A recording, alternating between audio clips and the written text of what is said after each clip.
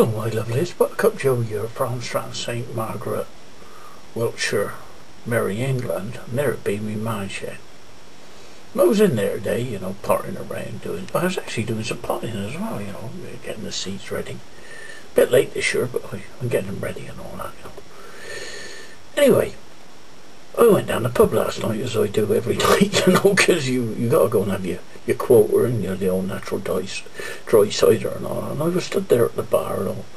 My old mate Jack came in. He said, "How are you then, Buttercup?" I said, "Oh, ain't too good." I said, "I got problems with the old Farmer Giles." I said, "The Rockford Files." I said, "The Grapes of Wrath." I said, "The piles they're playing me up." He said, "Oh, that's terrible, that is. I had some of that there."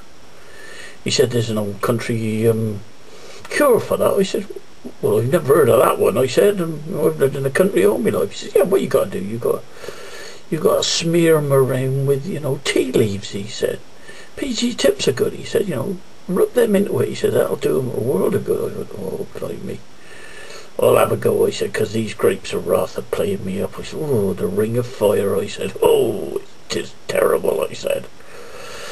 Well, 2 days went by. I went down the pub and I didn't see Jack there because he don't go in every night, because he ain't a real big drinker and all that, innit? And then 2 days afterwards, I was in there and he was in there. He said, "How'd you get on?" I said, "Well, I didn't do any bloody good at all." I said, I rubbed them their tea leaves around me bloody ass, and it was still bloody painful. I said, "Oh, like me," I said, "and there's blood." "Oh, I don't want to talk about it." He said, "Well," he said, "well, we tried the old country way." He said, "You want to go and see the doctor?" So I went up to see our local doctor. He's a fine old fella. He's been my doctor for bloody 40 years now and all that. He knows him well and all that. And he said, "Come in." He said, "Buttercup," he said, "we don't see you here often because you're a strong old country boy." I said, "Well, I try to be." I said, "I got problems." I said, "with the old piles." I said, "The old Farmer Giles." I said, "They're playing me up and all the rest of it."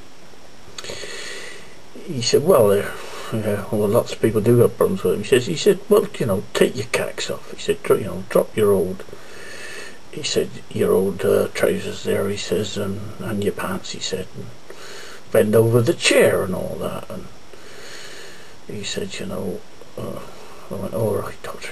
I said, "I don't like this." He said, "Well, you've known me for a long time and all that." So I drops me cacks, I drops me pants, and I bends over the old the chair and all that, and he looks at it and he said, "Oh, my blimey," he said, "Oh, God blimey," he said. "Ah, well," he said, "do you want the good news?" He said, "Or the bad news?" He said, "Well," I said, "I don't know. I should have the bad news, I suppose, first." He said, "That is the worst," he said, "the worst I've seen piles in my life," he said. He said, "They are hanging there like the Grapes of Wrath and they're bleeding," he says, "and terrible they are." "Oh, so give me the good news." He said, "Well," he said, "the good news is," he says, "you're going to live to a long old age." He says, "You're going on a long journey."